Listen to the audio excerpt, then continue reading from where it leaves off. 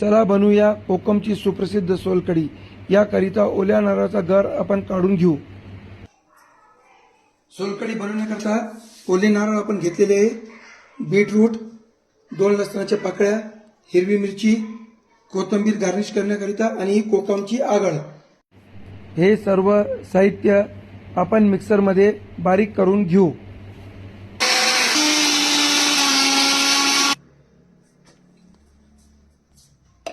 नारळाचं दूध आपण गाळून घेऊ चांगलं।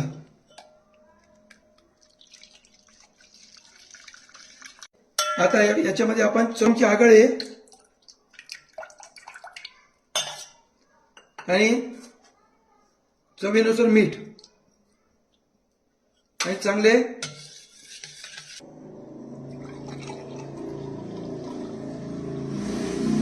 सोलकढी तयार झालेली आहे।